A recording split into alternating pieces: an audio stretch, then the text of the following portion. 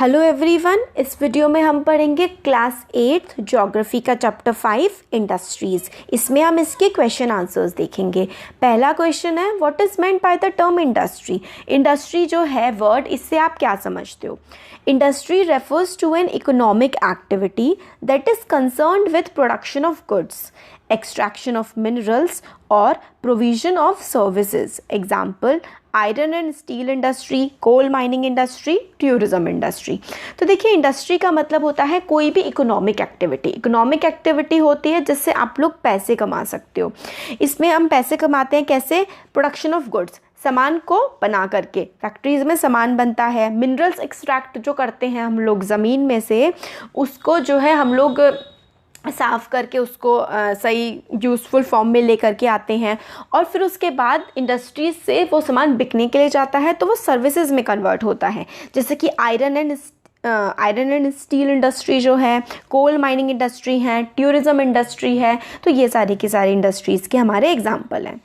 Next question है, what are the main factors which influence location of an industry. तो factors कौन कौन से हैं, जिससे मतलब ऐसे कैसे फैक्टर्स होने चाहिए कि जहाँ पर इंडस्ट्री लगाई जा सके, तो वही हमें बताना है। तो factors influencing location of industry are land. देखिए, ज़मीन पर ही आप लगा सकते हैं ना इंडस्ट्री, तो सबसे पहला हो गया land.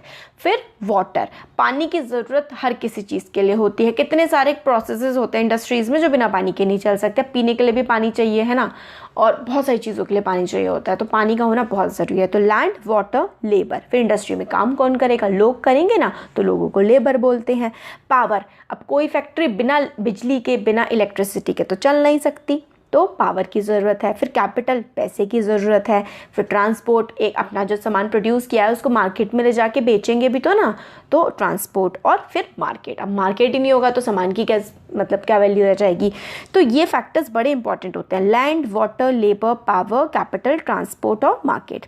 Industries are situated where some or all these factors are easily available. तो ये सारे के सारे फैक्टर्स जो हैं हम ध्यान में रख के चलते हैं जब भी कोई इंडस्ट्री हमें कहीं पर सेटअप करनी होती है, लगानी होती है।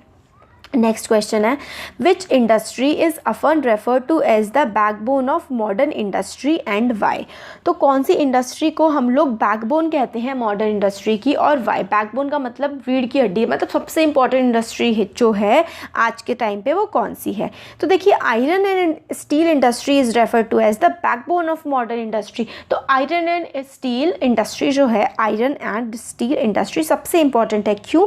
क्योंकि आयरन और स्टील हर इंडस्ट्री में यूज़ होता है। कोई इंडस्ट्री होगी ही नहीं शायद जिसमें ये इस्तेमाल ना होता हो, सब में ही होता है। Almost everything, tools and machinery is made up of iron and steel, क्योंकि हर चीज़ में मशीन इस्तेमाल होती है और मशीन आयरन और एल्युमिनियम की ही बनी होती हैं। Oil wells are drill with the steel machinery. तेल भी आप कैसे निकालते हो? स्टील की मशीनरी से। स्टील के पाइप होते हैं ऑयल को ट्रांसपोर्ट करने के लिए यूज़। बड़ी बड़ी बिल्डिंग्स में क्या होता है? लोहा और एल्युमिनियम ही तो लगा होता है। Large buildings have a steel framework. तो देखिए, स्टील और आयरन तो बहुत ही ज़्यादा हर जगह ही इस्तेमाल होता है, इसलिए ये सारी की सारी इंडस्ट्री की बैकबोन होती है। इसके बिना तो इंडस्ट्री बन ही नहीं सकती है। नेक्स्ट क्वेश्चन है, why cotton textile industry rapidly expanded in Mumbai. तो कॉटन टेक्सटाइल इंडस्ट्री जो है, मतलब कॉटन होता है कपास, जो हमारा कॉटन के कपड़े पहनते हैं ना, टेक्सटाइल मतलब कपड़े की जो इंडस्ट्री है वो बहुत ही तेज़ी से कैसे फैली मुंबई में। तो इसके क्या रीजंस हैं? तो देखिए, first cotton mill was established in Mumbai in 1854। तो पहली जो कॉटन की मिल है वो मुंबई में 1854 में एस्टैब्लिश हुई थी। Warm and moist climate for growing cotton, और पहली इंडस्ट्री भी यहीं पे सेटअप हुई थी। और यहाँ पे क्या है, कॉटन के कपड़े के लिए मतलब मैन्युफैक्चरिंग के लिए हमें गर्म और नमी वाला तापमान चाहिए होता है। तो क्लाइमेट वहाँ पे गर्म रहता है और मॉइस्ट रहता है, क्योंकि मुंबई जो है वो समुद्र के किनारे है। तो वार्म और मॉइस्ट क्लाइमेट कॉटन के ग्रो करने के लिए वहाँ पे अवेलेबल है।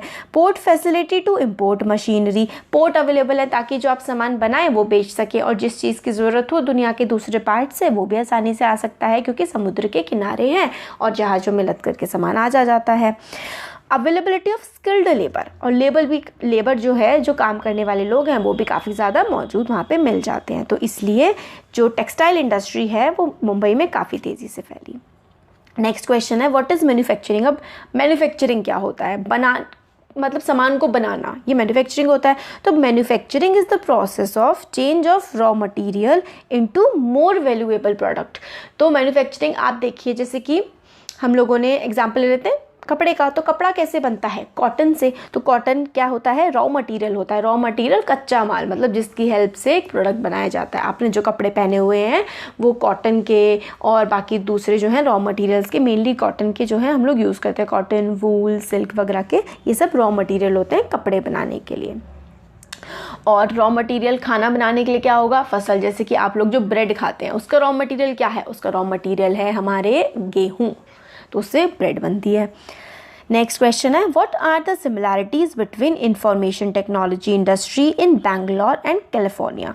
कैलिफोर्निया और बैंगलोर में जो आईटी इंडस्ट्री है, इंफॉर्मेशन टेक्नोलॉजी इंडस्ट्री है, उनमें क्या सिमिलैरिटीज़ है?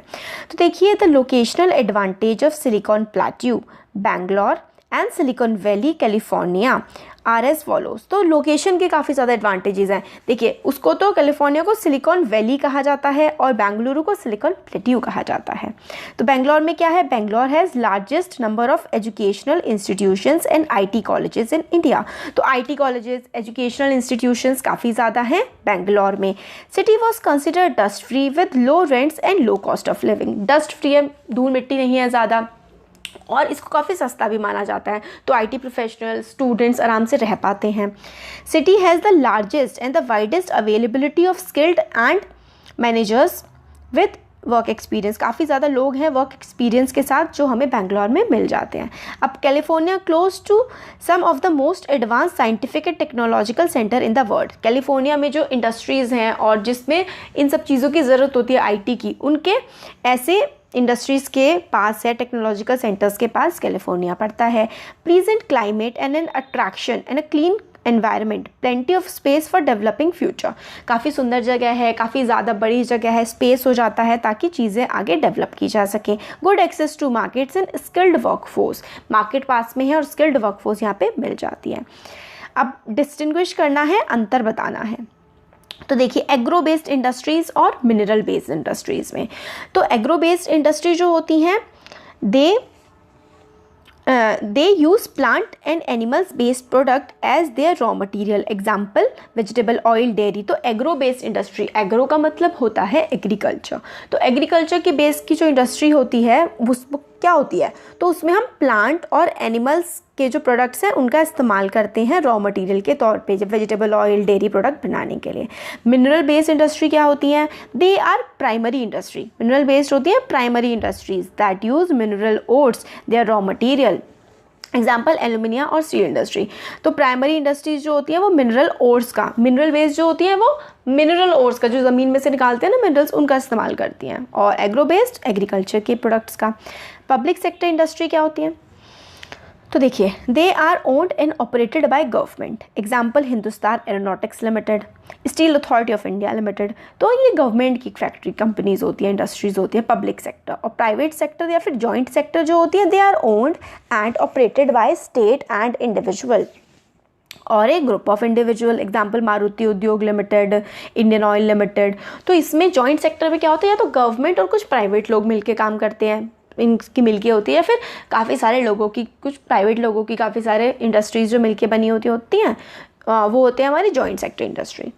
तो पब्लिक सेक्टर गवर्नमेंट की इंडस्ट्री होती है, जॉइंट सेक्टर जो है वो कुछ लोगों की और गवर्नमेंट की मिलके भी हो सकती है और खाली कई सारे लोगों की मिलके भी हो सकती है, जैसे कि अमूल कोऑपरेटिव सेक्टर वाली है। तो ये हमारी जॉइंट सेक्टर इंडस्ट्री होती है। तो हो गए इसके क्वेश्चन आंसर्स। Thank you.